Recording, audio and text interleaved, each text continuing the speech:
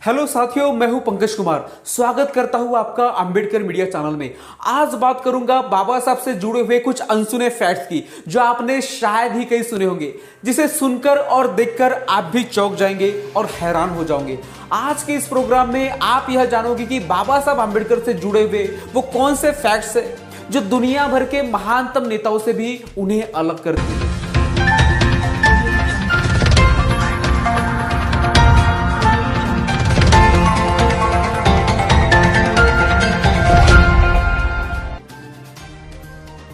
Fact number 1, साथियों, आपको यह जानकर हैरानी होगी कि पूरी दुनिया से डॉक्टर बाबा साहब अंबेडकर ही एकमात्र ऐसे व्यक्ति हैं जिन्होंने अमेरिका की कोलंबिया यूनिवर्सिटी से इकोनॉमिक्स में पीएचडी की डिग्री हासिल की है। ऐसे करने वाले वे भारत के ही नहीं तो पूरी दुनिया के एकमात्र ऐसे व्यक्ति हैं।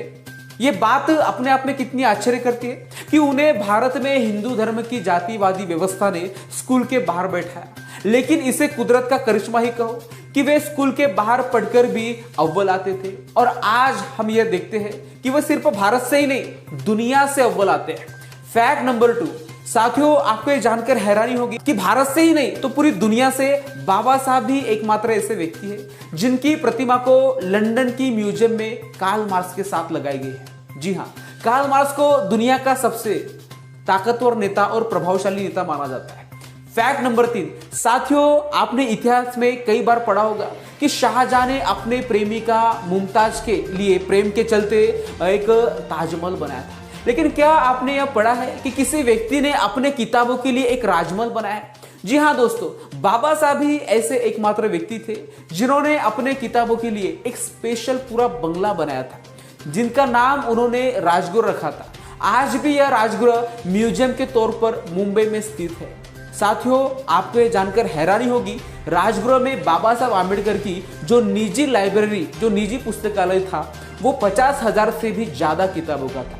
आज तक के इतिहास में किसी के पास भी ऐसी लाइब्रेरी और ऐसा निजी पुस्तकालय नहीं। फैक्ट नंबर 4, दुनिया का सबसे बड़ा पुरस्कार यानी कि नोबेल पुरस्कार जीतने वाले अर्थशास्त्री अमर्त्य सेन, यह अर्थशास्त्र में जिस व्यक्ति को अपना पिता और आदर्श मानते हैं वह व्यक्ति कोई और नहीं, डॉक्टर बाबा साहब आम्बेडकर ही है। जी हाँ दोस्तों, डॉक्टर बाबा साहब आम्बेडकर जी को अमर्त्य सेन अर्थशास्त्र में अपना पिता और आदर्श मानते थे। अमर्त्य सेन ये एक पहले भारतीय है जिन्होंने अर्थशास्त्र में नोबेल पुरस्कार जीता है।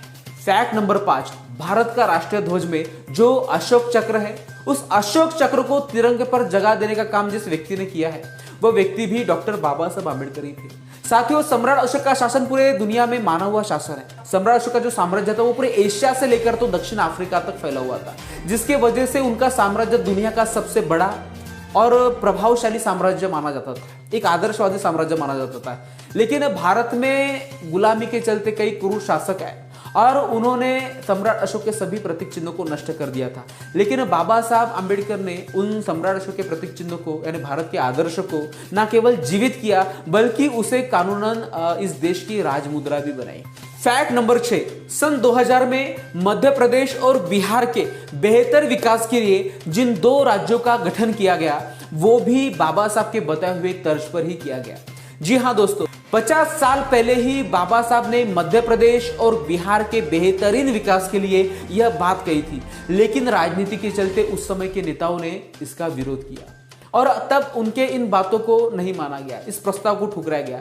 पर सन 2000 में डॉक्टर बाबा साहब आम्बेडकर जी के प्रस्ताव को सही ठहराते हुए मध्य प्रदेश और बिहार का विभाजन किया गया। छत्तीसगढ़ और झारखंड, इन 2 प्रदेशों का गठन किया गया। इससे पता चलता है कि हमारे भारत के नेताओं को उनकी यह बात समझने के लिए 50 साल अपना दिमाग लगाना पड़ा, अपना दिमाग खर्च करना पड़ा। इससे यह भी पता चलता है कि बाबा साहब को ऐसे ही उनके प्रोफेसर जो थे लॉर्ड लिथनो, वो 50 ग्रेजुएट के बराबर ऐसे ही नहीं कहते थे। यहां तक कि राजनीति में उनके जो घोर विरोधी रहे गांधी जी उन्हें 500 ग्रेजुएट के बराबर मानते थे। फैक्ट नंबर 7, क्या आपको पता है कि अमेरिका की कोलंबिया यूनिवर्सिटी में विद्यार्थियों को टेक्स्ट बुक के तौर पर जो किताब पढ़ाई जाती है वेटिंग फॉर वीसा, यह किताब भी बाबा साहब आम्बेडकर ने लिखी थी। जी हाँ साथियों, आज भी कोलंबिया यूनिवर्सिटी में वहां के बच्चों को waiting for visa text book के तौर पर पढ़ाई जाती है। ये जो किताब है वेटिंग फॉर वीसा, जो टेक्स्ट बुक के तौर पर वहाँ के बच्चों को पढ़ाई जाती है, ये किताब बाबा साहब आम्बेडकर ने लिखी है, जो बाबा साहब ने अपने जीवन के अतिशय कटु अनुभव के तौर पर उसे बयां किया था। जिस किताब को पढ़कर वहाँ का बच्चा बाबा साहब के जीवन से बहुत बड़ी प्रेरणा लेता है और जिंदगी के हर मुश्किल पड़ाव को वो पार करता है। फैक्ट नंबर 8, आपको यह जानकर हैरानी होगी और अपने भारतीय होने पर थोड़ा गौरव भी होगा कि अमेरिका की कोलंबिया यूनिवर्सिटी ने अपने 300 साल के इतिहास में सन 2004 में जो 100 विद्वानों की सूची बनाई थी, उसमें एकमात्र भारतीय का नाम था डॉक्टर बाबा साहब आम्बेडकर। जी हाँ, यह नाम सबसे ऊपर लिखा गया था। फैक्ट नंबर 9, दुनिया में अगर सबसे ज्यादा एजुकेशनल डिग्रियां अगर किसी व्यक्ति के पास है तो वे व्यक्ति भी डॉक्टर बाबा साहब ही है।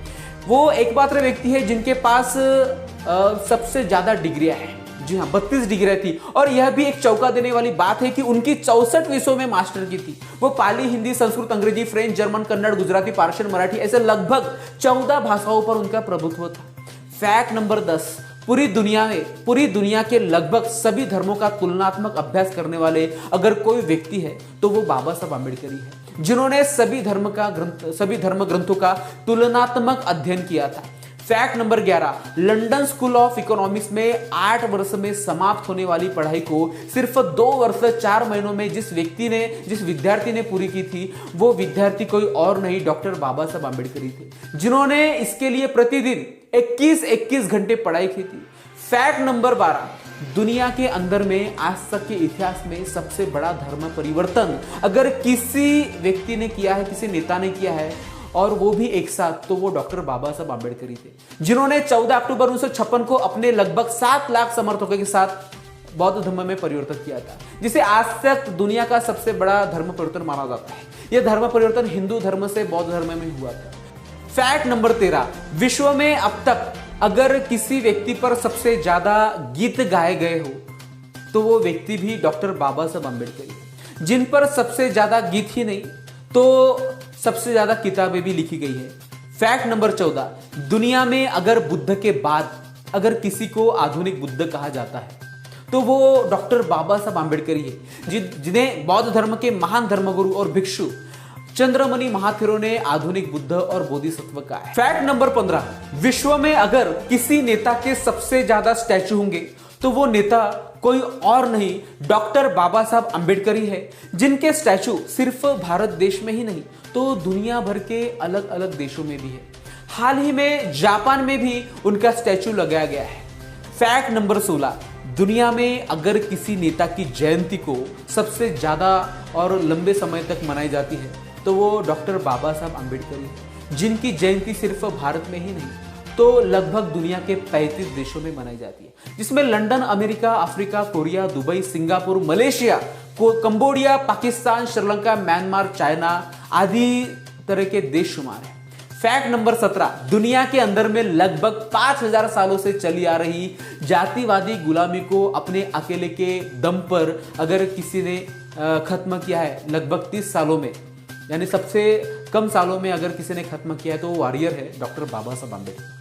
डॉक्टर बाबा साहब आम्बेडकर ही ऐसे वॉरियर है जिन्होंने भारत की हिंदू धर्म के आधार पर चली आ रही 5000 वर्ष वाली हर प्रकार की गुलामी को पूरी तरह से खत्म किया, और ना ही सिर्फ खत्म किया बल्कि उसे कानूनन रूप से अपराध भी घोषित कर दिया। और यह एक बहुत बड़ा कारण है कि भारत की बहुतांश जनता उन्हें अपना भगवान भी मानती है। फैक्ट नंबर 18, दुनिया में ताजमहल के बाद भारत की दूसरी अगर कोई चीज फेमस है तो वो है भारत का संविधान, जो कि दुनिया का सबसे बड़ा और लोकतांत्रिक संविधान है।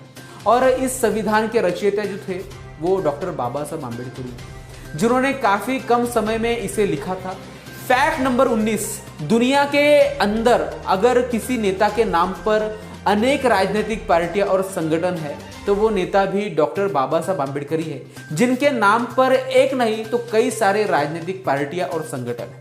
और अभी आलम तो यह है कि उनकी घोर विरोधी रही सत्तारूढ़ पार्टियां बीजेपी तथा कांग्रेस भी उनके नाम के बगैर अपनी राजनीति नहीं करती। मजबूरी में ही सही उन्हें भी बाबा साहब आम्बेडकर का नाम सम्मान से लेना पड़ता है। फैक्ट नंबर 20, और ये आखिरी फैक्ट है मेरी इस वीडियो का, लंदन की ऑक्सफोर्ड यूनिवर्सिटी में जिन 10,000 सालों में टॉप 10 की सूची में विश्व की जिन 100 प्रभावशाली व्यक्तियों का नाम लिखा गया है उसमें चौथा नाम डॉक्टर बाबा साहब आम्बेडकर जी का था। जी हाँ दोस्तों, ये बहुत ही चौंका देने वाली बात है कि उस लिस्ट में पहला नाम तो भगवान गौतम बुद्ध का था, दूसरा नाम यीशु क्रिस्त का था, तीसरा नाम भगवान महावीर का और चौथा नाम जो था वो डॉक्टर बाबा साहब आम्बेडकर जी का था। ये बहुत बड़े गौरव की बात है, भारत से ऐसे 2 व्यक्ति जिनका नाम विश्व की 100 प्रभावशाली व्यक्तियों में लिखा गया है 10,000 सालों के भीतर। तो साथियों, ये था मेरा आज का वीडियो जो बाबा साहब आम्बेडकर के जीवन के फैक्ट के संदर्भ में था। ये वीडियो आपको कैसा लगा मुझे कमेंट करके कमेंट बॉक्स में जरूर बताएं। हो सके तो इस वीडियो को ज्यादा से ज्यादा लोगों तक शेयर करें, पता तो चले उन लोगों को कि बाबा साहब आम्बेडकर कितने महान व्यक्ति थे। दोस्तों, आज के इस वीडियो में बस इतना ही। मिलेंगे नेक्स्ट वीडियो में, तब तक के लिए आप सबसे जय भीम, नमो बुद्धाय।